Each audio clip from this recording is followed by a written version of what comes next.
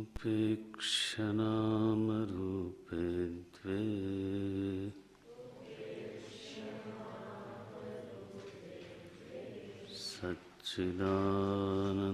सच्चिदानन्दतत्परः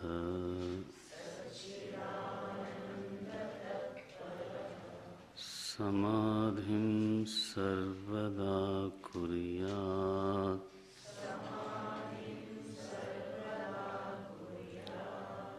हृदये वाथवा बहिः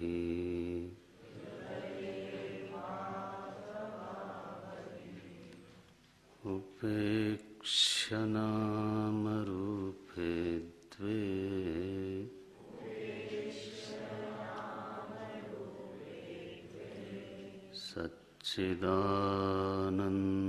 सच्चिदानन्दतत्परः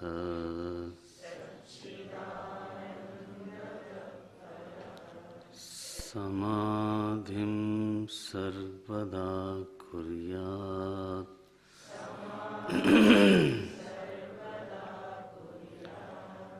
हृदये वाथवा बहिः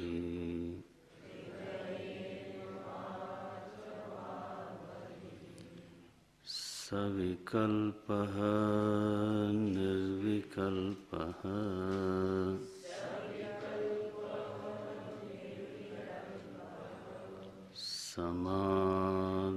समाधिर्द्विविधो हृदि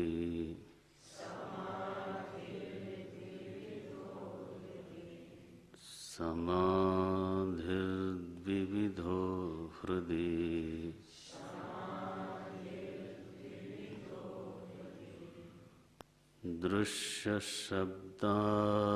दृश्यशब्दानुविद्धेन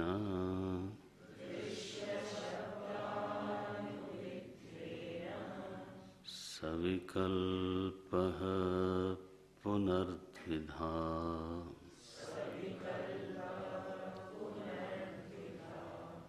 सविकल्पः पुनर्द्विधा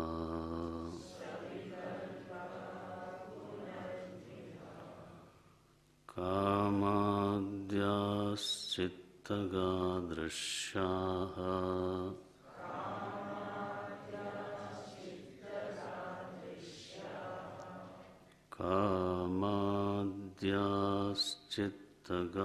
कामाद्याश्चित्तगादृश्याः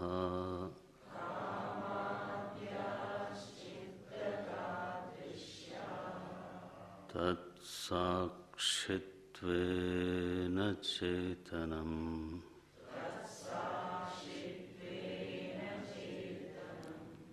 तत्साक्षित्वेन चेतनम्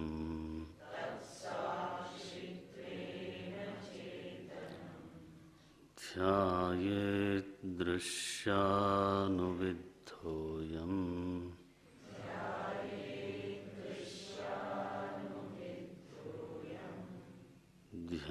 ध्यायेत् दृश्यानुविद्धोऽयम्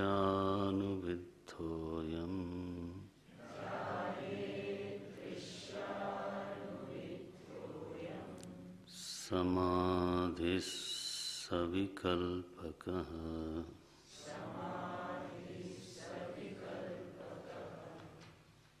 असंगः सच्चिदानन्दः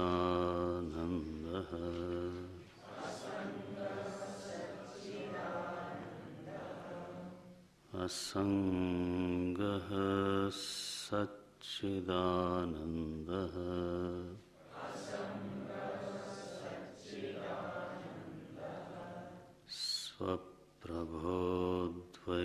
स्वप्रभोद्वैतवर्जितः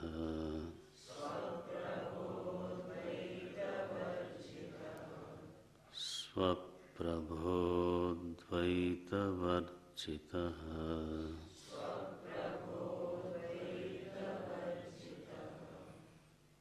अस्मीति शब्दविद्धोऽयम्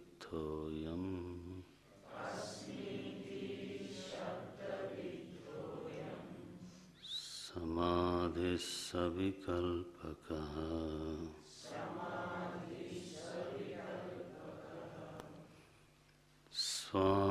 स्वानुभूति स्वानुभूतिरसावेशात्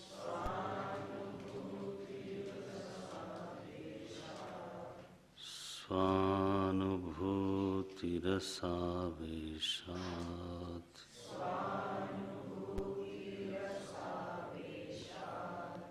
दृश्यशब्दावुपेक्ष्यतु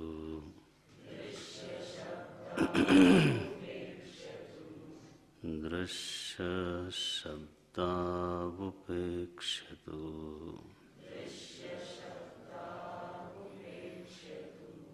निर्विकल्पः समाधिः स्यात्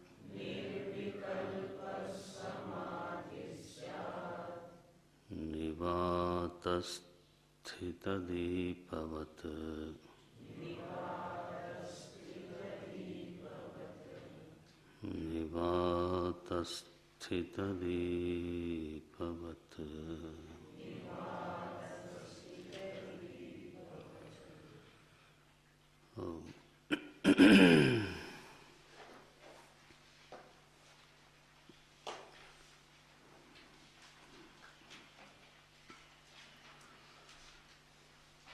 आत्मा बारे द्रष्टव्यः श्रोतव्यो मंतव्यो निदिध्यासितव्यः इति श्रुतेः आज्ञा इति श्रुतेः मार्गदर्शनम्। तो वेदांतों में ये बात कही गई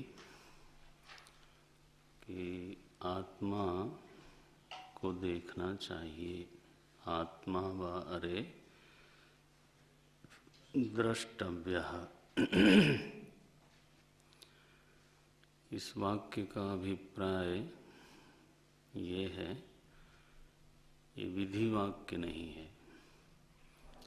विधि माने विधान करने वाला वाक्य नहीं है।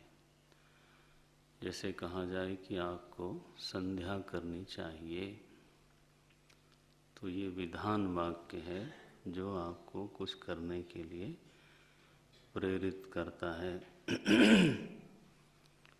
तो ये फिर वाक्य क्या है, क्योंकि तव्यत प्रत्यय इसमें लगा। आत्मा वारे द्रष्टव्यः, तव्यत प्रत्यय लगा ना। तव्यत माने चाहिए। जैसे कर्तव्य तो करना चाहिए। ये तो चाहिए अर्थ में तो विधि का ही संकेत मिलता है। आपको पढ़ना चाहिए तो विधि हो गई। यहाँ क्या बोलते हैं, आत्मा वारे द्रष्टव्यः, आत्मा को देखना चाहिए। अभिप्राय ये है कि इस जीवन में आकर के अगर कोई चीज देखने लायक है तो वो केवल आत्मा ही है। उसमें न विधि है न आत्मा में दृश्यत्व है। देखो वाक्यों का अर्थ कैसे लगाना चाहिए, तो उस पर ध्यान दें। आत्मा में न तो दृश्यत्व है, ये बताने का प्रयोजन नहीं है। और आपको कुछ करना है, करना ही चाहिए, ये बताने का भी प्रयोजन नहीं है। तो प्रयोजन क्या है? ऐसे वाक्य के पीछे प्रयोजन क्या है? बोले प्रयोजन है ये कहना कि देखने लायक, साक्षात्कार करने लायक कोई चीज है तो वो आत्मा ही है। उसी से कृतार्थता होगी, उसी से कृतकृत्यता होगी। जैसे किसी नगर में व्यक्ति जाता है तो लोग बोलते हैं कि इस नगर में तो ये चीज देखने लायक है। तो हर मकान का और हर गली का नंबर तो नहीं बताते। माने नगर बहुत बड़ा होता है लेकिन सब चीज़ वहाँ देखने लायक नहीं होती है। कोई बहुत महत्वपूर्ण वस्तु हो तो भवन हो, स्थान हो, जिसको देखने से आपको आनंद हो, संतोष हो जाए, हैं? तो ऐसी चीज़ों का लोग नाम लेते हैं कि ये चीज़ यहाँ देखने लायक है। तो ये दुनिया भी मानो एक नगर है ना? किसका? भगवान का बनाया हुआ। तो उन्हीं की जो श्रुति माता है ना, उन्हीं की जो वाणी है, तो वो कहती है कि इस दुनिया में तुम आए तो यहाँ हर चीज़ देखने लायक है नहीं। तुम इधर उधर जीवन का समय लगाते हो, चलो कर लो, तुम्हारी व्यवस्था है, लेकिन मुझसे पूछोगे तो आत्मा वा अरे द्रष्टव्यः, आत्म तत्व ही है जिसका साक्षात्कार करना चाहिए, देखना चाहिए। उसी से कृतार्थता होगी, उसी से तो परम संतोष की, परम प्रयोजन की पूर्ति हो जाएगी। बोलते हैं क्या करें देखने के लिए? तो अजीब से उपदेश हैं, श्रुतियों को संप्रदाय से समझना पड़ता है। देखना चाहिए बोले, उसके लिए आँख मत खोलो, उसके लिए कान खोलो। तो आत्मा वारे द्रष्टव्यो श्रोतव्य,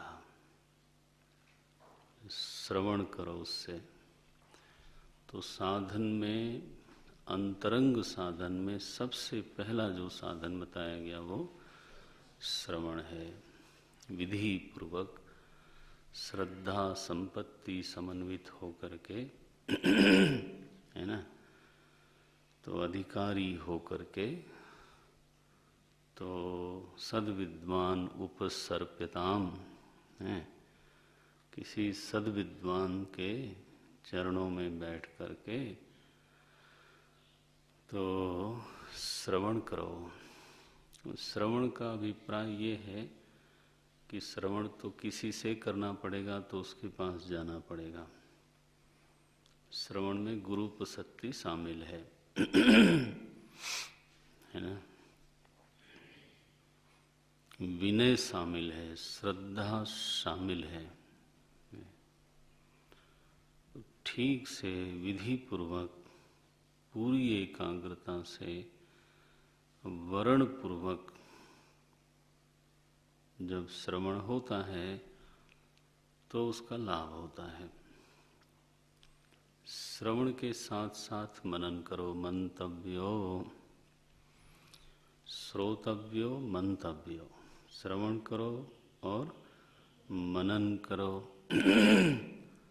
तो मनन शब्द में अगर हम अंग्रेजी का अनुवाद करें तो उसमें आप कंटेम्पलेशन भी बोल सकते हैं, रिफ्लेक्शन भी बोल सकते हैं। दोनों ही शब्दों का अर्थ मनन के अर्थ में शामिल है। रिफ्लेक्शन होता है कि जो कहा हुआ है तो श्रवण के बाद उसके ऊपर एक बार ध्यान दो, चित्त में उस सारे विषय को आप जागृत करो। क्या सुना आज? तो वो जो हम आपको नोट लिखने को बोलते हैं वो एक तरीका है उसका, क्योंकि सभी व्यक्ति में मनन सामर्थ्य होती नहीं, एकाग्रता होती नहीं, और कई बार प्रमाद आदि दोष बहुत रहते हैं। तो नियम लगा देने से थोड़ा सा आदत पड़ती है किसकी? सुने हुए को फिर से चित्त में जागृत करने की। दूसरा ये है कि आप चित्त में विषय को जागृत करते हो तो वो सही तरीके से जागृत करते हो या उसमें अपनी कल्पनाओं को जोड़ करके करते हो। विद्यार्थी बाहर से आता है तो वो अलग अलग पृष्ठभूमि से आता है, तो वो अपनी कल्पनाएं सुने हुए में बहुत मिलाता है। कल तो बात कोई कर रहा था, विज्ञान का विद्यार्थी विज्ञान की कल्पनाएं मिलाता है और साहित्य वाले भी लोग जो होते हैं वो तो कल्पना को बहुत ही महत्व देते हैं। कल्पना करने का जो स्वभाव बन जाता है तो वही फिर वेदांत में बाधक बनता है। वेदांत कल्पनात्मक नहीं है, तथ्यात्मक है। जो यथार्थ है, चाहे वो कठोर लगे, चाहे वो मृदु लगे, चाहे वो मधुर हो और चाहे वो कड़वा हो, वेदांत में सत्य का आग्रह है, माधुर्य का आग्रह नहीं है ये। लेकिन साहित्य के लोगों के बारे में हम देखते हैं तो वो बड़ी मनोहर मनोहर कल्पनाएं करते हैं और पहले उन्हीं का मन हरण हो जाता है उस पर तो अपनी ही कल्पना पर मोहित हो जाते हैं, मुग्ध हो जाते हैं, न विमुंचति और फिर उसको छोड़ नहीं पाते, यथार्थ भले ही छूट जाए। खिला हो ज्यों बिजली का फूल, लो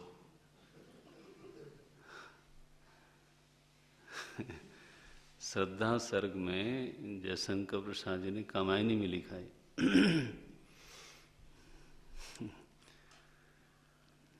खिला हो ज्यों बिजली का फूल, मेघ बन बीच कैसे ऐसे कविता लिखी उन्होंने तो ये जो बिजली के फूल खिलाना, आप देखो मोहित करने वाली कल्पना है मनु महाराज हवन कर रहे हैं जंगली अन्नों से, उस समय श्रद्धा देवी आती हैं, पूछती हैं कौन तुम, समश्रुति जल निधि तीर तरंगों से फेंकी मणि एक, कौन हो आप। तो मनु महाराज को कैसा आश्चर्य हुआ बोले जैसे वाल्मीकि जी को पहला छंद बोलने के बाद विस्मय हुआ कि ये मैंने क्या बोल दिया। प्रथम कवि का ज्यों सुंदर छंद तो अपनी कल्पनाओं में ये लोग जो हैं रममाण होते रहते हैं, मुग्ध होते रहते हैं उसमें बहुत बार जो है हमारी जो कल्पनाशीलता है वो वेदांत में बाधक बन जाती है। वेदांत तो सत्य का निश्चय करने के लिए प्रवृत्त हुआ, तो पृष्ठभूमि चूंकि अलग अलग होती है, भूगोल वाला उसमें जरूर कुछ गोल करेगा तो इतिहास वाला इतिहास का चश्मा ही नहीं छोड़ पाता। वो कहता है कि सारे पुराण तो गुप्ता पीरियड के लिखे गए, चूंकि वो ब्राह्मण डायनेस्टी थी तो गुप्ता पीरियड, गुप्त माने ये गुप्त ब्राह्मण होते थे। जैसे चाणक्य का नाम क्या था, विष्णुगुप्त, ये तो चंद्रगुप्त, समुद्रगुप्त इत्यादि जो बहुत बड़ी डायनेस्टी हुई, स्वर्ण युग वही था देश का। तो चूंकि वो लोग बिल्कुल सनातन धर्मी थे तो सारे पुराणों की रचना उसी समय हुई। ये भी है, इतिहासकार के चश्मे में यही सब दिखता है तो इसलिए इन लोगों ने ये सब लिखा। अब लो शास्त्र का जो प्रामाणिकता है उसको इस चश्मे से देखने लगे। किस चश्मे से? इतिहास। अब इतिहास में चूंकि ये काल था इसलिए ऐसा ग्रंथ लिखा गया, दूसरा काल आया तो ऐसी बातें होने लग जाती हैं। अब क्या करोगे? तो आपकी कल्पनाएं एक तरफ रखने के लिए फिर नोट की जांच की जाती है कि देखें कितना कौन उड़ रहा है रास्ते पर कि सही जगह पे, लेकिन प्रयोजन जो है वो आपको सताने का नहीं होता है कि सांदीपनी बताओ 30 साल से हमने कोई लिखा नहीं और हम 2 घंटे लिखाया जाता है, उसी में सारा समय। वो मनन की एक विधि है, मन को मोड़ करके बलात् उसको मनन का तरीका सिखाने का एक हमारी परंपरा का प्रयास है, सांदीपनी परंपरा का। बहुत सोच समझ करके गुरुदेव ने ये परंपरा डाली होगी। हम तो उसका अनुसरण करते हैं। आपको इसका लाभ जैसे जैसे आपकी साधना बढ़ेगी तो वो होगा, समझ में आएगा कि अगर ये ना होता तो हम उड़ते ही रहते। किसमें? कल्पना में अपनी पृष्ठभूमि का प्रभाव छोड़ नहीं पाते। वो छूट जाना चाहिए जितनी जल्दी हो सके।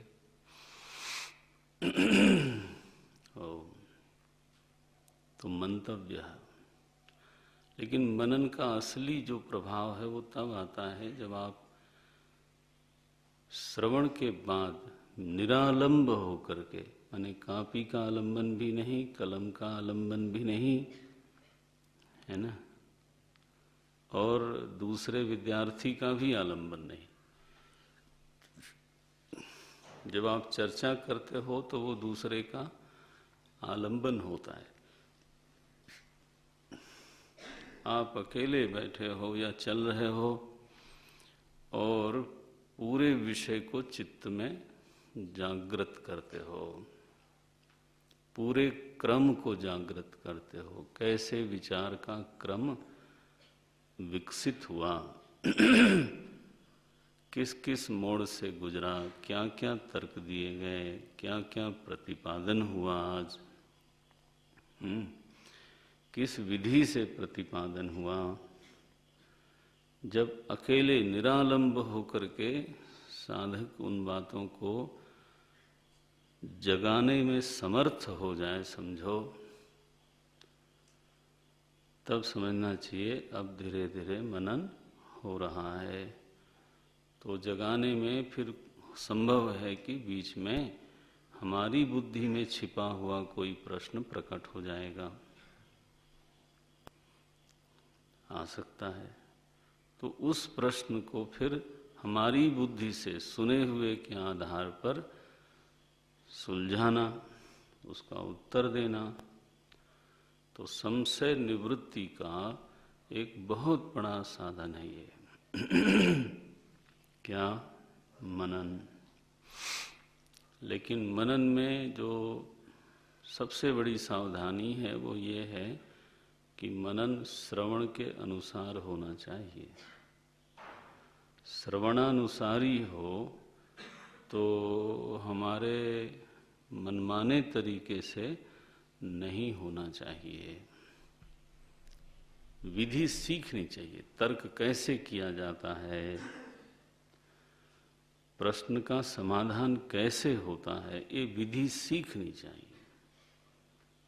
शास्त्रीय पद्धति हमारे भीतर की पद्धति बन जाए, ऐसा तो सीखना चाहिए। अच्छा, अब मनन से एक बार अगर संशय की निवृत्ति हो गई, तब कहा श्रुति माता ने निदिध्यासितव्य आत्मा वारे द्रष्टव्य श्रोतव्यो मंतव्यो निदिध्यासितव्य। तो निदिध्यासन करना चाहिए, ध्यान करना चाहिए। जो सुना हुआ है और जिस पर खूब मनन हुआ तो गुना हुआ है, सुने हुए और गुने हुए का ध्यान करना चाहिए। ये श्रुति का मार्गदर्शन है, आदेश है। श्रुति का एक वात्सल्यमय परामर्श है। श्रुति माँ है, वत्सला है, तो वो परामर्श देती है कि ऐसे करना चाहिए। अब इस छोटे से ग्रंथ में 22वें श्लोक से तो निदिध्यासन का प्रकरण आरंभ हुआ। यह ग्रंथ श्रवण के साथ साथ मननात्मक भी है, अगर आपने ध्यान दिया हो तो, क्योंकि इसमें प्रश्न उत्थापित किए जाते हैं, प्रश्न उठाए जाते हैं, और कई प्रश्न गंभीर प्रश्न भी हैं, जटिल प्रश्न हैं। उनको उठाया गया, फिर उनका विधि पूर्वक तरीके से समाधान किया गया। तो वो यह जो ग्रंथ है वो मननात्मक ग्रंथ माना जाता है। इसमें आपको तो दो तरह के माने अहंकार की ही या अहम की ही दो दशाओं का वर्णन मिला आपको।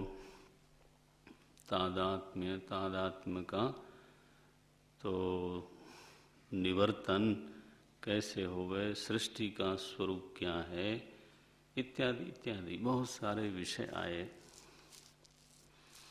अब वो सारे विषय आपके चित्त में साफ साफ होने चाहिए। तो वो हो जाए एक बार पक्का, तब फिर बोलते हैं अब ध्यान करो। समाधिम सर्वदा कुर्यात।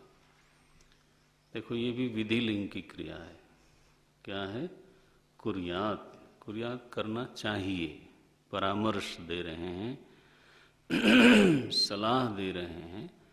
समाधिम सर्वदा कुर्यात, समाधि सर्वदा ही करनी चाहिए।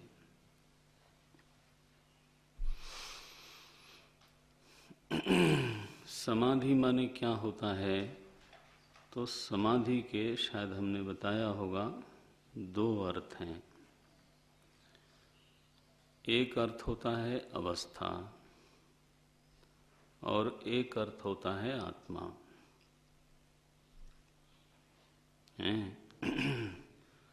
समाधीयते सर्वाः वृत्तयः यस्याम अवस्थायाम सा अवस्था समाधि। लिख लें इसको। समाधीयते सर्वाः वृत्तयः यस्याम अवस्थायाम सा अवस्था समाधि। ये समाधीयते माने विलीयते, सम्यक रूप से आधीयते। आधान करना माने तो आप जानते हो, हैं? आधान करना माने डाल देना, है ना? बोलते हैं आधान करो। तो आपने समाधान शब्द सुना है, तो अधिकारी प्रकरण में तत्वबोध में पढ़ा आपने समाधान। समाधान माने अपने मन का सम्यक रूप से आधान कर देना लक्ष्य में। समाधानम किम चित्तैकाग्र्यम अथवा चित्तैकाग्रता, है ना? यही बताया ना।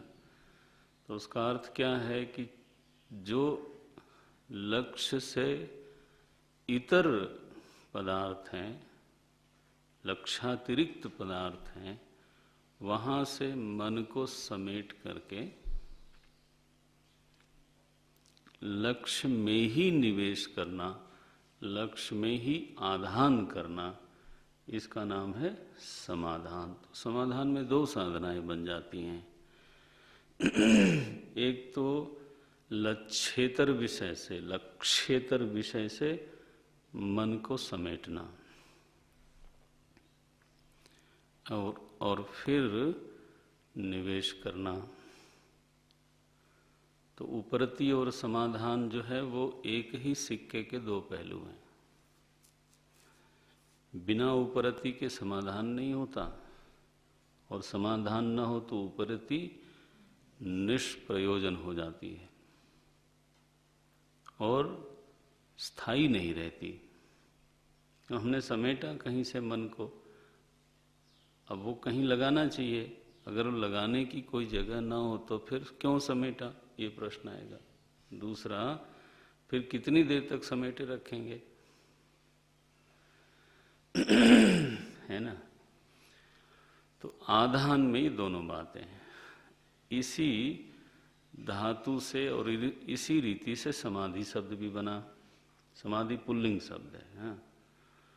तो आधीयते,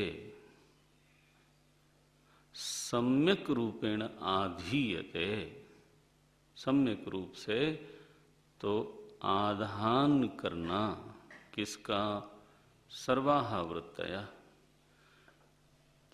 समूची वृत्तियों का, सारी की सारी ही वृत्तियों का सम्यक रूप से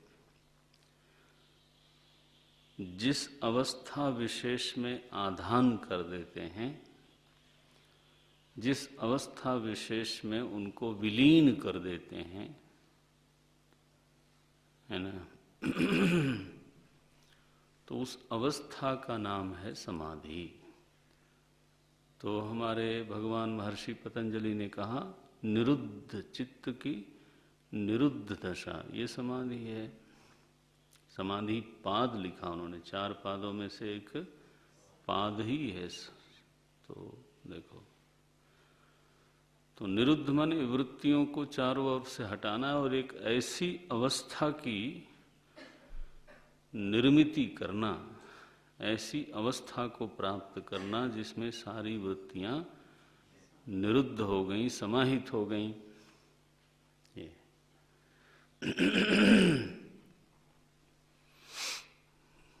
नारायण। सर्वाः वृत्तयः यस्याम अवस्थायाम, ये जिस अवस्था विशेष में सारी वृत्तियों का समाधान कर दिया जाए उसको समाधि बोलते हैं। दूसरा, व्युत्पत्ति यही होगी। तो समाधीयते सर्वाः वृत्तयः यस्मिन् आत्मनि,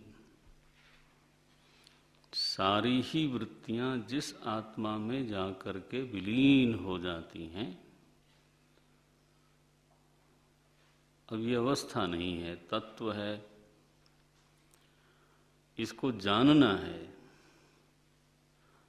क्योंकि वृत्ति कहाँ जाकर के लीन हो रही हैं, आत्मा में, वहीं उठती हैं और वहीं लीन होती हैं।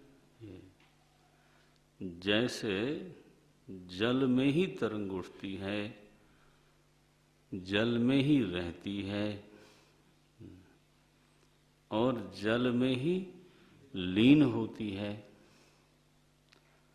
तो उदय, स्थिति और लय स्थान जल ही हुआ। इसी तरह से हमारे भीतर समस्त वृत्तियां तो आत्म चैतन्य में ही उठती हैं, वहीं रहती हैं, प्रतीत होती हैं और वहीं लीन होती हैं। कहीं और से आती नहीं, देखो, और कहीं और स्थित नहीं है। वृत्तियों की स्थिति कहीं और है नहीं। शरीर में नहीं है, आकाश में नहीं है, कहो चित्त में है। अरे वृत्तियों को ही तो चित्त कहते हैं। और अगर एक बार यही अच्छा लगता है आपको कि चित्त में वृत्तियां हैं, तो फिर चित्त कहाँ है? तो ये कहना पड़ेगा, चित्त तो आकाश में नहीं हो सकता। स्थूल जो है वो सूक्ष्म में होता है, सूक्ष्म स्थूल में नहीं होता। ये नारायण। तो जब इस यथार्थ को साधक देखता है, भीतर अपने साक्षात्कार करता है कि ओ हो, तो आत्म चैतन्य ही वृत्तियों का उदय स्थान है, प्रतीति स्थान है और लय स्थान है। तो आत्मा स्वयं समाधि रूप है। ये न वो तेजस है, न वो प्राज्ञ है, न वो विश्व है। क्या है फिर? बोले वो चौथा है। तो आत्मा का नाम क्या रख पड़ा? चौथा, तुरीय। अरे वो सभी है। तुरीय माने क्या होता? चौथा। ये तो चौथा किस लिए कहा गया? कि विश्व तेजस प्राज्ञ की व्यावृत्ति के लिए उसको चौथा कहा गया। वो कोई वस्तु परिच्छेद से युक्त नहीं है। अब जब देखो ये संप्रदाय से न समझा जाए तो गलती हो जाती है कि अब चौथा है, इसका मतलब तीन उसके अतिरिक्त हो गए। तीन उसके अतिरिक्त हुए तो वस्तु परिच्छेद हुआ, तब तो वो परमार्थ कैसे होगा? वस्तु परिच्छेद वो भी एक एक नहीं, तीन तीन का वस्तु परिच्छेद हो गया। अन्योन्य भाव हुआ ना।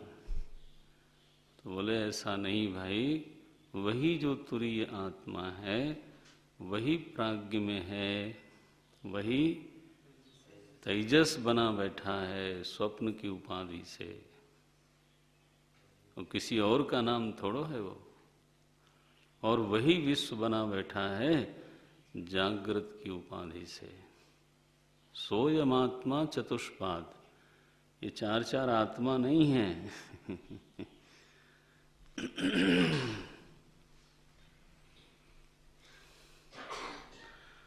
आत्मैवेदं सर्वम् आत्मा वा आत्मा एव इदं आत्मैवेदं सर्वं सोयमात्मा चतुष्पाद। ये मांडूक्य में आता है। तो ये चौथा शब्द जो है वो मंद प्रज्ञा वालों के लिए कहा गया, व्यावृत्ति के लिए कहा गया। उसी आत्मचेतन का नाम क्या है? समाधि। सो अब हमारे वेदांत में अवस्था को भी समाधि बोलते हैं और तत्व को भी समाधि बोलते हैं। बढ़िया काम हो गया। तो अवस्था भी और समाधि भी देखा जाए तो फल रूपी है, क्रिया रूपणी नहीं है। आखिर अवस्था भी जो है वो करने की थोड़ो है, करने का परिणाम है। तो फल रूपिणी हुई। अब कहा जाए समाधि कुर्यात, तो फल तो स्वयं आता है, उसमें आपको क्या करना है? और आत्मा तो स्वयं सिद्ध है, उसको आपको करना क्या है? तो बोले फिर ये आदेश कैसे दिया गया? समाधिम सर्वदा कुर्यात। ये तो आफ्टर ऑल हमारे आचार्य वचन हैं। ये समाधिम सर्वदा कुर्यात, समाधि सर्वदा करनी चाहिए। गुरुदेव कभी ऐसे बोलते थे, meditation is a noun and not the verb. Meditation क्या है? बोले संज्ञा शब्द है, क्रियापद नहीं है। तो संज्ञा में तो करना नहीं होता महाराज। देखो, बोले तो कुर्यात लिखा है, इसका क्या मतलब है? तो इसका अभिप्राय है कि उस अवस्था को प्राप्त करने की जो साधना है, जो अभ्यास है, उस अभ्यास को भी गौणी वृत्ति से बोल रहे हैं समाधि। ये क्योंकि वह अभ्यास अंततः उस अवस्था तक हमको पहुंचावेगा, इसलिए उस अभ्यास का नाम पड़ गया समाधि। समाधि करो, ये समाधिं सर्वदा कुर्यात्।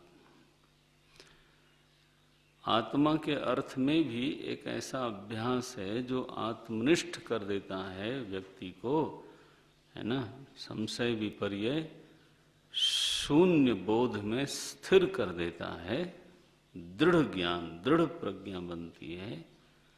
तो इसलिए उस अभ्यास को भी समाधि बोलते हैं। यहाँ पर समाधि अभ्यास का नाम पड़ गया। तो आप देखना तीसरा अर्थ निकल आया। एक अर्थ है समाधि तत्व आत्मा,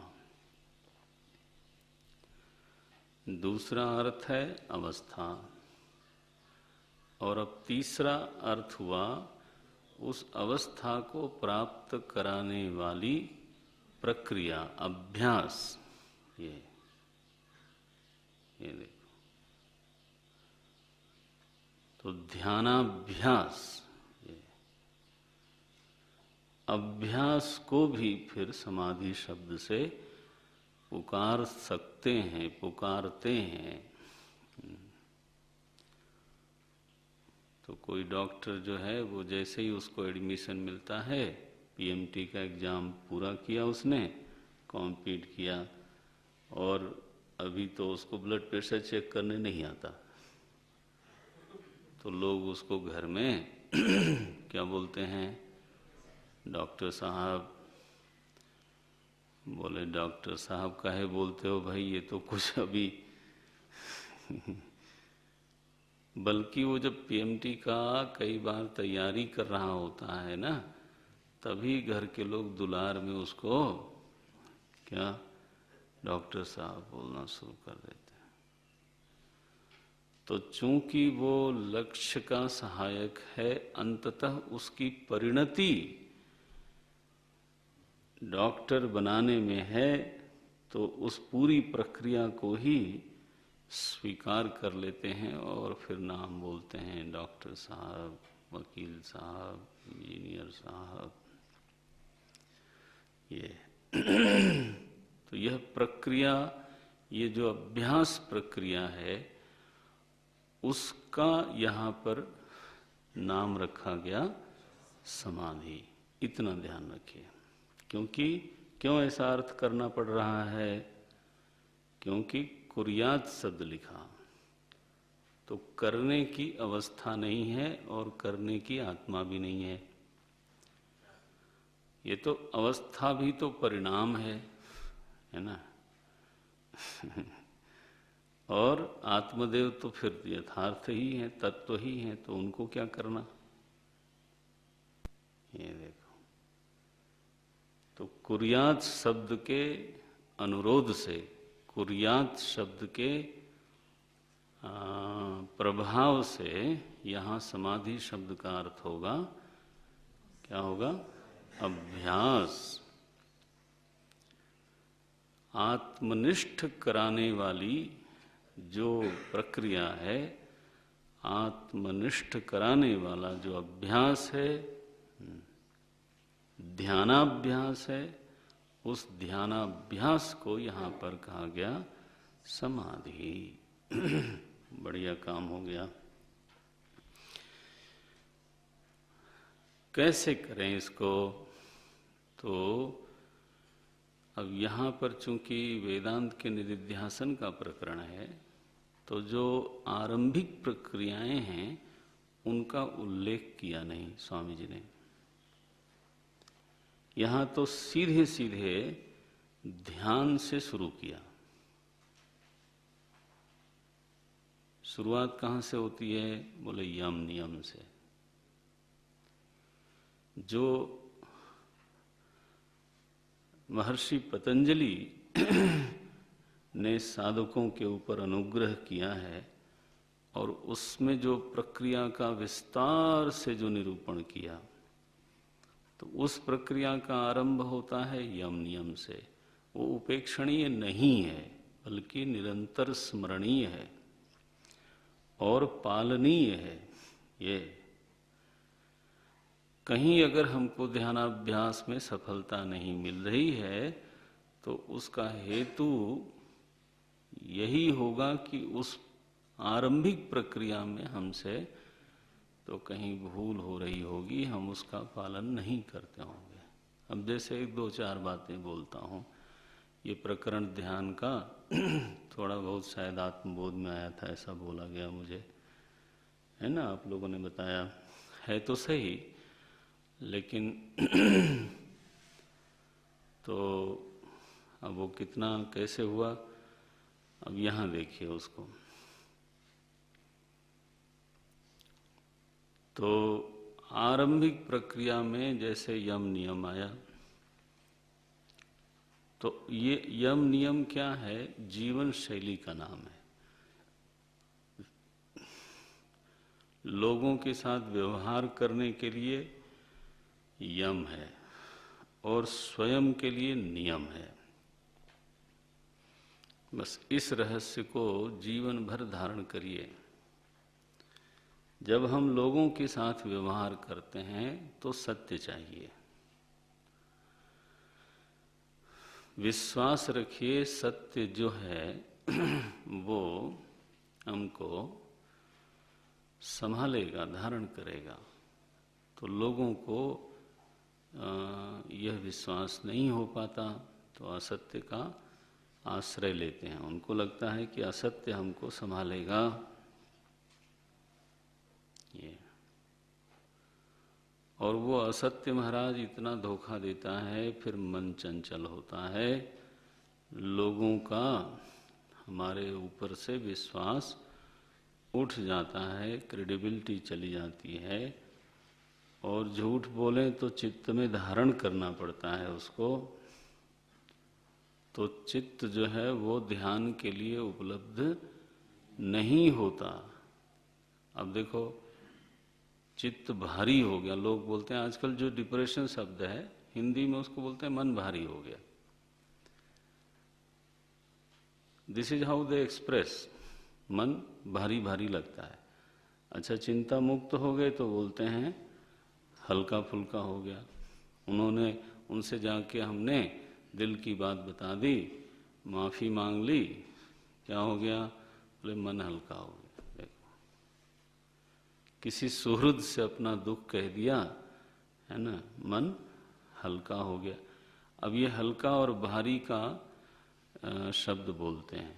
अब क्या आपके मन पर 1 क्विंटल रखा जाता है? बस वजन। तो उसके लिए हृदय चाहिए समझने के लिए। अब कोई ऐसा आदमी चोंच लड़ाने वाला हो, वो कहे भारी, माने बताओ क्या है, कुतर्क करे ना। मन भारी है माने क्या है बताओ, क्या उस पर जो है 50 किलो का एक बाट रखा है क्या?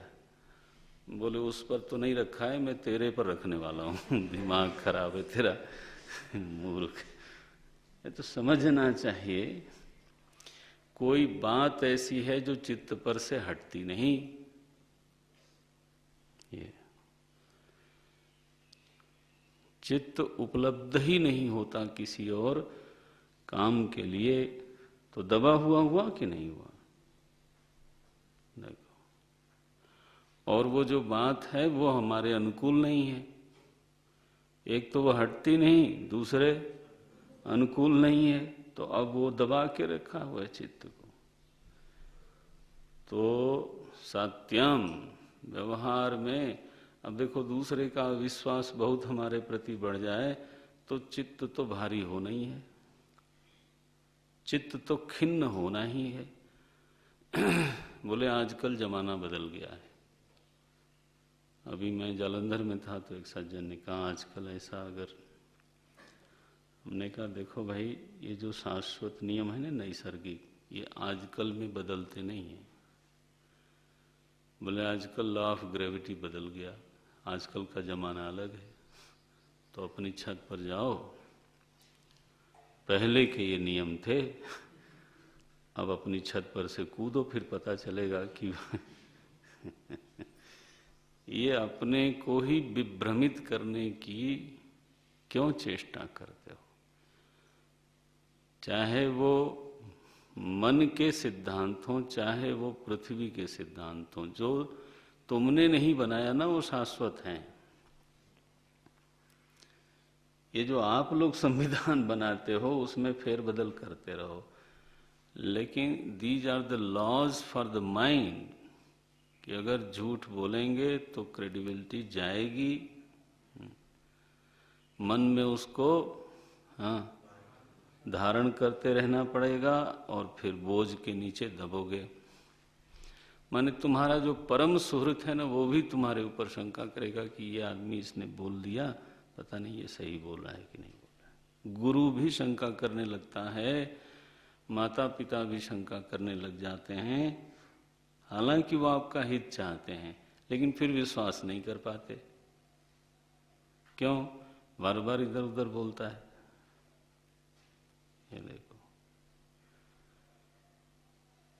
तो जीवन में समाधि विरोधी स्थितियां पैदा हो जाती हैं। किसने पैदा की? असत्य ने। तो इसलिए पहला जो नाम महर्षि पतंजलि का आया वो ये आया, सत्यम, ब्रह्मचर्य। उल्टा कर लो, जिसका जीवन व्यभिचार का जीवन है तो उसको डर है अपयश का, इसका उसका, 15 तरह की स्थितियां उसके जीवन में आवेंगी तो वो सब का सब चित्त इतना उलझा हुआ, इतना बिखरा हुआ होगा, कभी ग्लानि से ग्रस्त, कभी भय से ग्रस्त, कभी और कोई कहे कि ऐसा चित्त लेकर के हम क्या करेंगे, बोले समाधि लगाएंगे।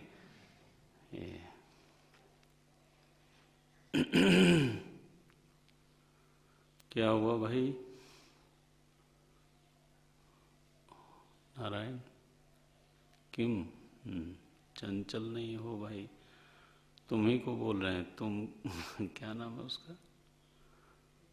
शांति। ये तो कक्षा ऐसी है ना, आप इधर उधर करोगे तो हमें डिस्टरबेंस होगी। तो आप अंग चालन, मैंने मना किया था ना, वो नहीं करना है। एक बार पीछे को खटका हुआ तो विद्यार्थी, किसको विद्यार्थी ने देखा पीछे, तो गुरुदेव बैठे थे पढ़ा रहे थे, तो बोले हाँ तुमने पीछे देख लिया, क्या था बताओ। अब वो चुप।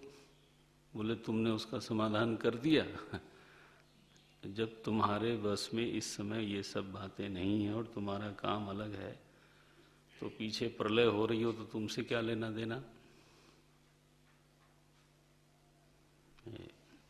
ऐसी चीज चाहिए।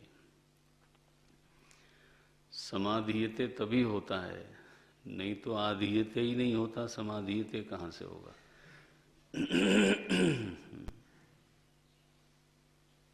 देखो, अच्छा भाई, देखो ब्रह्मचर्य, हिंसा का जीवन और समाधि का जीवन बहुत मुश्किल है। हमें तो बड़ा आश्चर्य होता है, लोग जो हैं किसी भी पृष्ठभूमि से आए हुए 20-20, 25-25 हजार लोगों के समूह में ध्यान करवा देते हैं। होशियारपुर में कोई आए, अब नाम नहीं लेता मैं, तो मुझे बताया गया कि इतने लोगों, क्योंकि ऐड बहुत दिया जाता है, महीनों से देते हैं, और वो फिर 15 मिनट बोले तो सबका ध्यान देखो लगवा दिया गया। अरे ये, मैंने पूछा लग गया तुम लोगों का? बोले हम तो घड़ी देख रहे थे, 15 मिनट बोला था उन्होंने। तो ऐसे तो कैसे होता है? ये हमारे महर्षि पतंजलि क्या फिर हैं उनको ये सब समझ नहीं थी बेचारे, यही कहना पड़ेगा।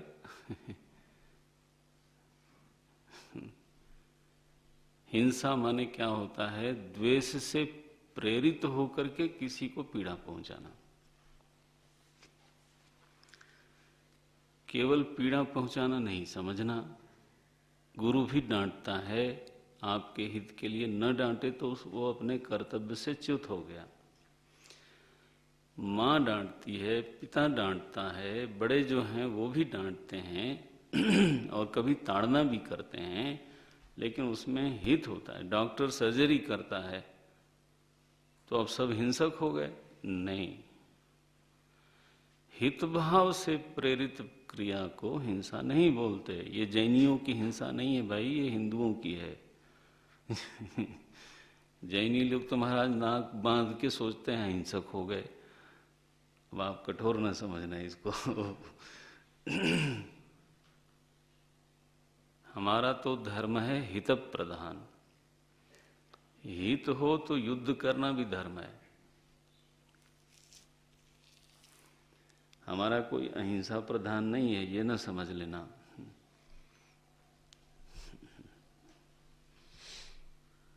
व्यक्ति का, समाज का, राष्ट्र का जिसमें हित है वो धर्म है।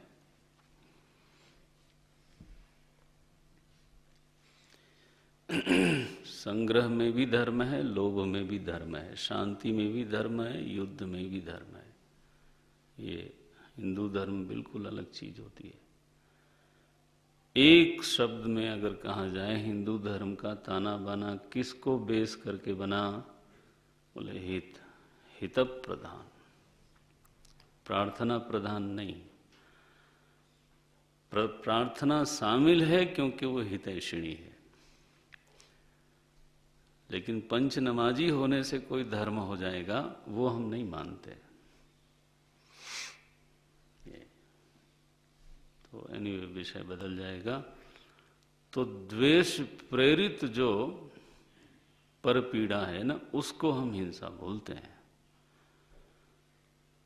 वो मन में भी अगर होती हो तो हम उसको मानसिक हिंसा बोल देते हैं। वाणी में भी अगर हो, किसी से आप शिकायत कर रहे हो, निंदा कर रहे हो, तो क्या हिंसा होगी? वाचिक हिंसा हो जाएगी। यानी कोई जरूर नहीं कि फिर आप जाके पीड़ा ही पहुंचाओ। तो मानसिक, वाचिक, कायिक हिंसा, जो हिंसक वृत्ति एक बार आई, माने द्वेष प्रधान आए, तो फिर तो वो क्या ध्यान करेगा? किसी के साथ गड़बड़ सड़बड़ बातचीत हो गई, अब करो ध्यान। तो आधारशिला जो ध्यान की है ना, वो ये जीवन शैली है, उसको आप इग्नोर करके फिर ध्यान आप ये सब नहीं होता। ये जूडो कराटे से काम नहीं चलता। जो हमारी सिद्ध साधन प्रक्रिया है ना, उसको आप इधर उधर नहीं कर सकते। सत्य, ब्रह्मचर्य, अहिंसा, अस्तेयम, परस्वापहरणम। चोरी माने क्या? जो दूसरे का है, माने मेरा नहीं है, उसको ले लेने की इच्छा या ले लेना, दोनों चोरी है। नारायण, इच्छा वो भी चोरी है। बोले वो तो वहां चीज पड़ी थी, किसी का नहीं था इसलिए ले आए। तो बोले किसी का नहीं था, वो चलो तुम्हारे दिमाग में ही आया। तुम्हारा था क्या? बोले मेरा भी नहीं था। तो क्यों ले आए? वो ये बोलते हैं महर्षि पतंजलि कि जो तुम्हारा नहीं है, तुम्हारा स्वत्व नहीं बनता, अधिकार नहीं बनता, यू नो इट, कि इस चीज पर हमारा उचित अधिकार नहीं है, चाहे वो यश ही क्यों ना हो। आप इमीडिएटली वापस कर दो। कोई कह दे इन्होंने ये सब किया और आप जानते हो कि मैंने नहीं किया, तो मत लो। क्यों न लो? महाराज जी एक बार समझा रहे थे इसको, बड़ा प्यार से समझाए। बोले एक सज्जन आते थे हमारे पास, और बोलते थे आप मेरे स्वप्न में आए थे, आपने ऐसा कहा, तब से मैंने ये साधना करनी शुरू कर दी, बड़ा लाभ हुआ प्रभु, आप तो स्वप्न में ही आदेश दे जाते हो। अब महाराज जी ने कहा मुझे लगा कि इसका लाभ ही हो रहा है और मुझे भी यश मिल रहा है तो इसमें नुकसान क्या है, चलो ले लेते हैं। तो अपना कुछ बोले नहीं, मना नहीं किया उसको। ऐसे 10-12 बार उसने कोई कोई स्वप्न की बात सुनाई और सबको स्वीकार करते गए महाराज जी। तो एक दिन वो आए, बोले महाराज बड़ा दिव्य स्वप्न आया, उड़िया बाबा के दर्शन हुए। बोले अच्छा, ये तो कमाल हो गया, आपका बड़ा पुण्य है, बड़े शुभ संस्कार हैं कि संतों के दर्शन होते हैं। तो बोले महाराज जी उन्होंने हमें यह आदेश दिया कि तुम्हें बहुत ज़रूरत है तो तुम स्वामी जी के पास आज जाना और 10,000 रुपये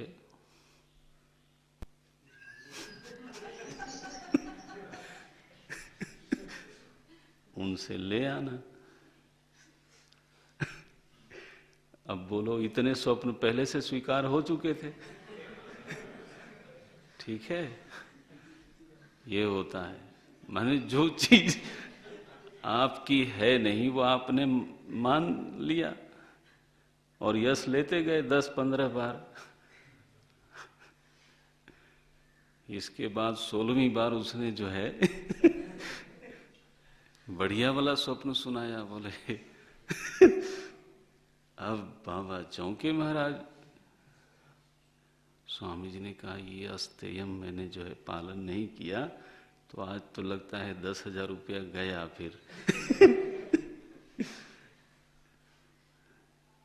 आगे से कोई अपना सपना सुनावे और हमको उसमें डाले तो मैं भैया तेरा सपना तू जान मेरा उसमें कोई लेना देना नहीं है।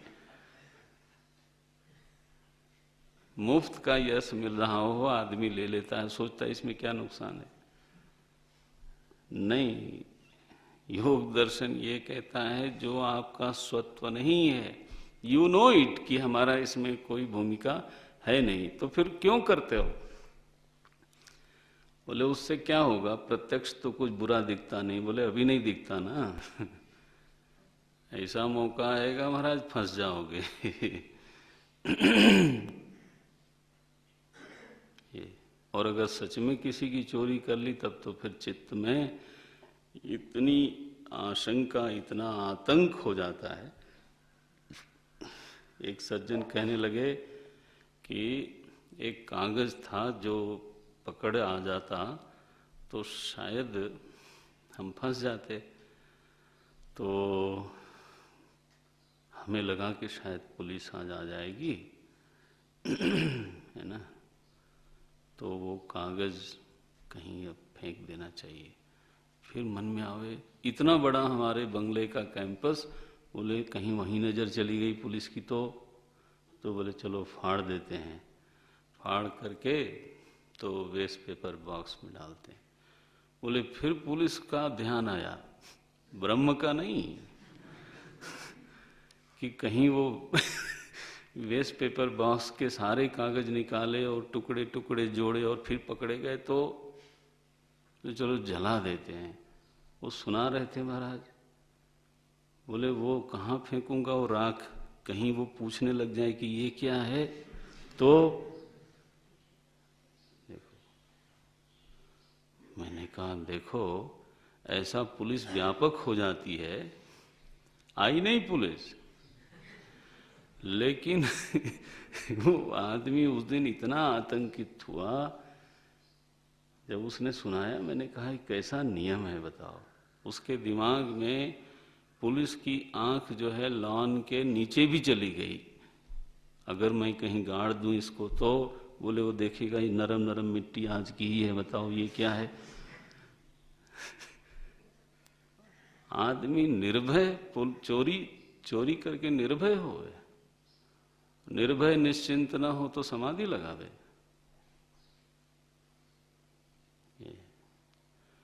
बहुत परिग्रह करे तो उस प्रॉपर्टी को संभालने के लिए उसको 15 जगह दौड़ना पड़ेगा। मैंने कभी बताया था, प्रॉपर्टी वफादार नहीं होती, आपका अटेंशन मांगती है, और आप अटेंशन न दो तो आराम से आपको नमस्कार किए बिना चली जाती है। पता चला इंक्रोचमेंट हो गई, खिड़कियाँ ले गए सब उठा के।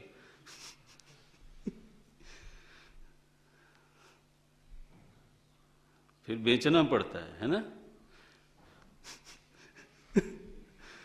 हाँ। आप जानते हो, यहाँ एक कोर्स के लिए एक अम्मा आई थी गुजरात से, है ना।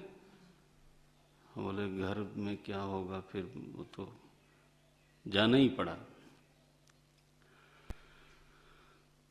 तो बहुत तीव्र कोई साधना कर अपना अधिकार के अनुसार परिग्रह संग्रह को बढ़ाना घटाना चाहिए। लेकिन जिसको पूरा ही मन आधान करना हो नारायण, तो अपरिग्रह उसके लिए हेतु है, सहायक है, और परिग्रह उसका विरोधी है। ये सब सोच समझ के लिखा गया शब्द है। तो परिग्रह अस्तेय माने अपरिग्रह, अस्तेय, अहिंसा, ब्रह्मचर्य और सत्य, ये व्यवहार के लिए मानो बिल्कुल नियम सिद्ध कर दिया गया कि बस इस पॉलिसी पे जीवन जियो। नियम क्या है? बोले पवित्र रहो, शौच। ध्यानाभ्यास में शुचिता जो है वो चित्त को सहारा देती है। शौच, संतोष। अब आप एम्बिशियस हो, महत्वाकांक्षी हो, तो घर में कैसे बैठोगे फिर? तो माया कारण देश विदेश गए हो। हाँ, बहुत महत्व की आकांक्षा हो, वो आदमी घर नहीं बैठ सकता, संभाल ही नहीं उठता है। संतोष, देख लिया कहीं कुछ खास है नहीं। तपह, प्रतिकूल परिस्थिति में लक्ष्य को नहीं छोड़ना है, उस प्रतिकूलता को सहना है। किस लिए? लक्ष्य को प्राप्त करने के लिए। कोई दुनिया का छोटा से छोटा लक्ष्य नहीं है जिसमें प्रतिकूलता नहीं आती। मुझे एक लक्ष्य कोई उठ के बता दे, कभी भी बता दे। महाराज, जब स्कूल जाता है ना बच्चा, रोता है नहीं, घर से जबरदस्ती भेजना पड़ता है। क ख ग घ सीखने के लिए भी प्रतिकूलता होती है। 4 बार 5 बार भोजन करने की बच्चे की आदत है। स्कूल में थोड़ा 4-5 बार भोजन मिलेगा। वहाँ तो सुबह गए 10 बजे 9 बजे, और अगर अंग्रेजी वाले में पढ़ो तो 7 बजे शुरू बुला लेते हैं। बेचारा किसी तरह से आंख मलते हुए उठता है या उठाया जाता है। फिर अब वो आएगा जब टाइम बंध गया ना उसका। कोई अदना सा लक्ष्य, अदना बिल्कुल ही छोटा से छोटा लक्ष्य आपको चैलेंज करता हूं, और आप देख लो कि उसमें प्रतिकूलता का तत्व न हो, असंभव है। तो प्रायः प्रतिकूलता में लक्ष्य ही छूट जाता है। वो हम मानते हैं तपस्या का अभाव। माने लक्ष्य विहीन जो तितिक्षा है वो तितिक्षा नहीं कहलाती, उसको तो हम लोग आदर नहीं देते। लेकिन महत लक्ष्य के लिए चाहे जितनी प्रतिकूलता आ जाए उसको सह जाना, ये असली तपस्या है।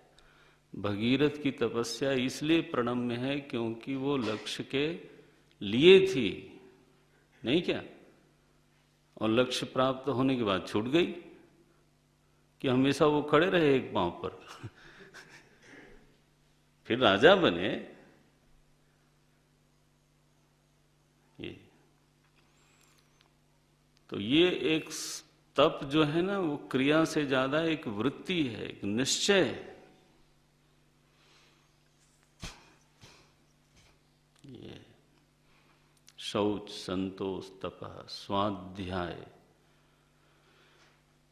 महर्षि पतंजलि ने कहा स्वाध्याय अवश्य होना चाहिए। रोज अपने आप एक पढ़ने का अभ्यास होना चाहिए। नियम है, माने ये यम नहीं है, क्या है? नियम है, अपने लिए है, समाज के लिए नहीं है, व्यवहार के लिए नहीं है। और कहा जीवन में प्रभु की कृपा की छाया में रहो, ईश्वर प्रणिधान। अहंकारी मत बनो, अभिमानी मत बनो, नास्तिक मत बनो। शरणागति जो प्रभु कीन्हो सो भल मान्यो, एक सुमति साधुन ते पाई। नानक देव जी का पद है। उन्होंने कहा तेरा बहाना मिठा लागे, जो आप करते हो वो अच्छा लगता है। नानक देव जी ऐसा बोलते हैं। बहाना माने आप जो करते हो मेरे लिए वो मीठा है, स्वीकार है, बिल्कुल। शरणागति, शरणागति में जो निश्चिंतता मन को प्राप्त होती है और जो सहारा मन को प्राप्त होता है, वो तो कोई भी साधन नहीं दे सकता। सच्ची बात तो यही है। इसलिए महर्षि पतंजलि ने समाधि का एक स्वतंत्र साधन ईश्वर प्रणिधान बताया। जो लोग योग दर्शन पढ़ते होंगे, ईश्वर प्रणिधानात् वा समाधि सिद्धि, ऐसे बोल दिया। समाधि की सिद्धि कोई साधन न होवे, एक साधन से बोला। उन्होंने लिखा, जिसको लोग योग का महाराजा कहते हैं, प्रणेता बोलते हैं, उन्होंने ये बात कही। ये देखो, तो ईश्वर प्रणिधान ये समाज के लिए नहीं, अपने लिए। स्वाध्याय समाज के लिए नहीं, तप समाज के लिए नहीं, शुचिता समाज के लिए नहीं, मेरा स्वभाव बन जाना चाहिए, संतोषी स्वभाव बन जाना चाहिए। तो ये 10 चीजें हैं, ज्यादा नहीं गिनाते, केवल 10। 5 व्यवहार के लिए, 5 अपने लिए, बस। ये ध्यानाभ्यास की नींव है, आधारशिला है। इसमें जितनी सफलता मिलती जाएगी उतना ध्यानाभ्यास बढ़िया होगा। जितना ध्यानाभ्यास बढ़िया होगा उतनी इसमें सफलता मिलेगी। ये दोनों अन्योन्य सहायक हैं, परस्पर सहायता करते हैं। ये ठीक हुआ तो ध्यानाभ्यास बेहतर, वो बेहतर हुआ तो इसमें रुचि बढ़ गई। अब ध्यान में मजा आने लग जाए तो तब संतोष तो अपने आप ही हो जाएगा। उसके लिए जो शुचिता चाहिए वो करेगा ही आदमी। ये सब चीजें हैं। फिर कहा आसन। देखो, आप लोगों की उम्र अभी इतनी नहीं, तो आसन सिद्ध करने का निरंतर प्रयास करना चाहिए।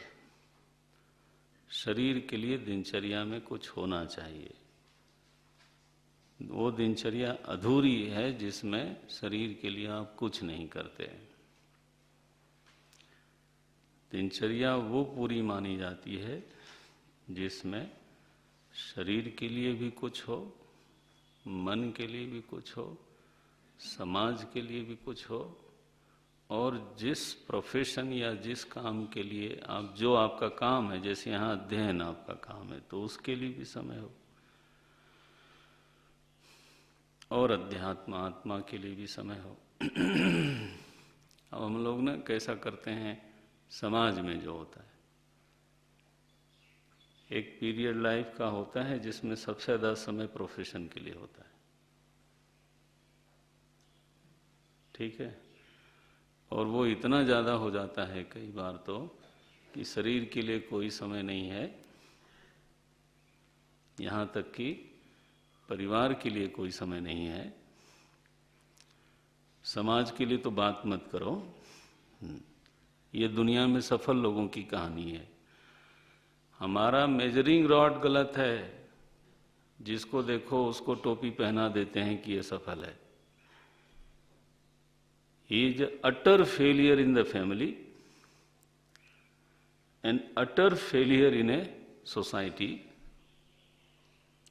and personally थोड़े दिनों बाद फिर शुरू हो जाती हैं दूसरी चीज़ें, क्योंकि शरीर के लिए नहीं ध्यान दिया तो वो तो पूरा बदला लेता है। और अनाध्यात्मिक जीवन ऐसे ही बीत गया, प्रोफेशन पे कुर्बान हो गए, क्या बोले, शहीद हो गए। किसी के पहले माने प्रायोरिटी कोई समाज के लिए है तो प्रोफेशन खत्म करता है, परिवार, अध्यात्म, ये दिनचर्या बनाने की एक अपनी कसौटी होती है सबके लिए। हमारे सबके पास 24 घंटे ही हैं, सबके लिए समय होना चाहिए, है ना। और फिर जब एक कसना शुरू करते हैं अपने आप को अपनी बनाई दिनचर्या में, तो साधना तो स्वतः हो जाती है। ये बहुत उसमें सोचने विचारने की बात क्या, एक बार दिनचर्या बन गई सोच विचार के, कस लो उसमें, देखो आप करवट लेने की जगह नहीं मिलेगी। जिस समाज में आप रहते हो उससे लेते हो, उसको देते क्या हो? आधे घंटे, पौन घंटे, ऐसा भी कुछ होना चाहिए जो हम दूसरों के लिए रखें, सहपाठियों के लिए रखें, आश्रम के लिए। मैंने आपके लिए बोल रहा हूँ, अगर मैं ये फील्ड में बोलता हूँ तो बहुत विस्तार हो जाता है। बोले नहीं मैं तो व्यक्तिगत जीवन जीता हूँ, तो तुम समाज से लेते नहीं क्या? तो ऋणी हो कि नहीं ऋणी हो? तुम्हें कभी चैन नहीं मिलने वाला। जो व्यक्ति ऋण लेकर के जीता है उसके मन पर कभी वो उल्लास नहीं आता। केवल मैं तो अपना देखता हूं, दुनिया भर से लेते हो, अपना देख कैसे चलेगा? गलत तरीका है जीवन जीने का। दबे दबे से रहते हो, बुझे बुझे से रहते हो, क्योंकि हाँ, केवल जो उऋण नहीं होते ना,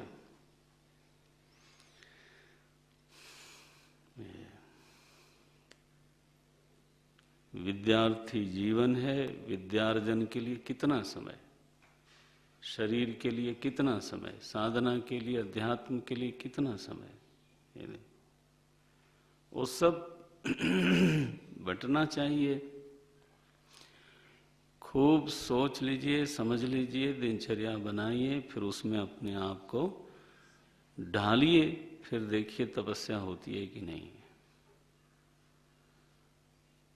तो हम तो नंगे बदन को कोई हम साधना नहीं मानते, बिल्कुल नहीं मानते।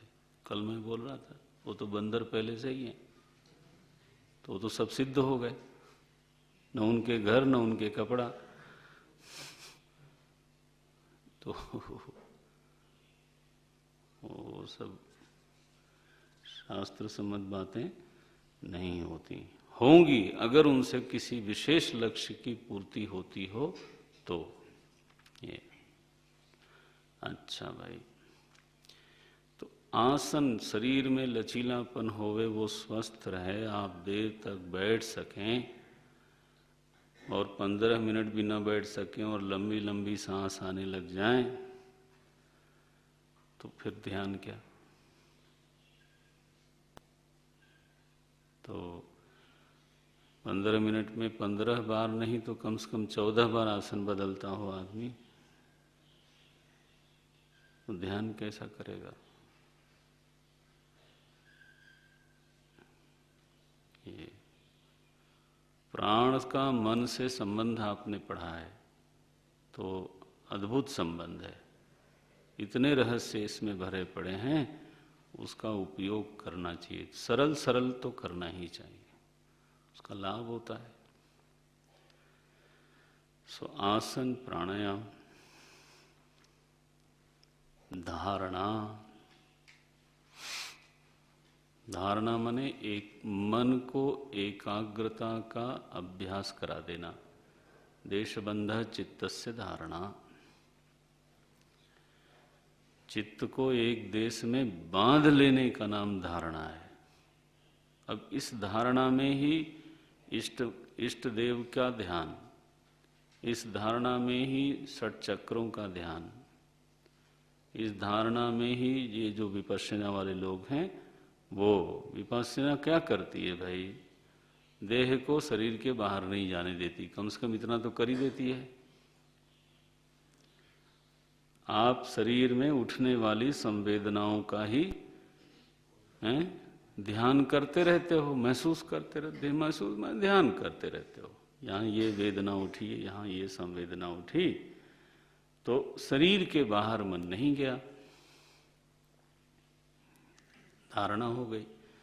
तो एकाग्रता का उसको अभ्यास पड़ता है। षट चक्र खोजे हुए चक्र हैं, उनका ध्यान करना, उसका कई लाभ होता है, लेकिन मूल आध्यात्मिक लाभ है चित्त एकाग्रता, धारणा।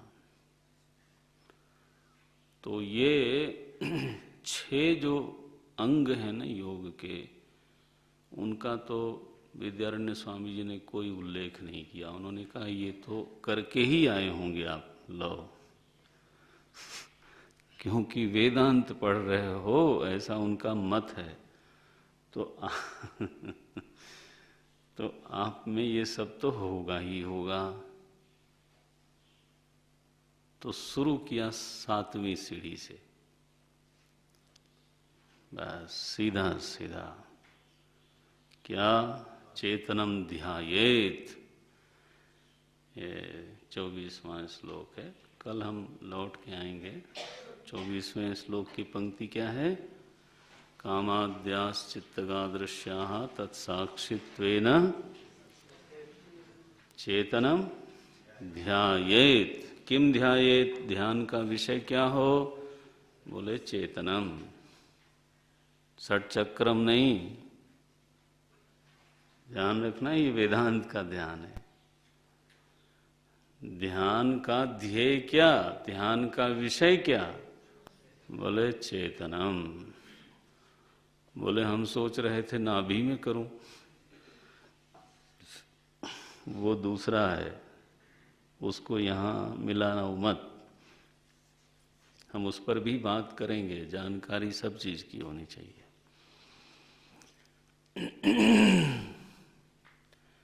ध्येय वस्तु साफ साफ यहां बताई गई, और ध्यायेत से शुरू किया। यम नियम बोले वो सब आप जानते ही होंगे, उसको क्या बोलना है। तो यहां विद्यार्थी उठ के फिल्मी गाना गाने लगता है, मेरा जीवन कोरा कागज, न यम न नियम ना। तो वो कोरा कागज ठीक है, आए वहां से, लेकिन कोरा कागज लेके जाना नहीं है। कोरा ही रह गया ये न बोलना उस पर ठीक ठीक ब्रह्म विद्या लिख जानी चाहिए, है ना। अच्छा ही है चित्त अगर सच में एक कोरी स्लेट हो तो। सच में यहाँ तो डस्टर बहुत भारी लेके चलना पड़ता है हमको। काफी कुछ लिखा रहता है उसको है ना, पहले मिटाओ फिर लिखो, इसे सब। सो ध्यान का प्रकरण आया तो थोड़ा सा इन चीज़ों पर आप ध्यान दो, जीवन को बनाओ। लोग बोलते हैं is a man of action, कोई कहता है is a man of devotion. हम कहते हैं एक्शन क्या करना, वो तो पशु पक्षी भी करते ही है यार। वो तो क्या बोलते हैं, नहीं कश्चित हाँ क्षणमपि जातु तिष्ठत्य कर्मकृत। वो प्रमाद से दूर हटाने के लिए सब बात कही जाती है, मैन ऑफ एक्शन।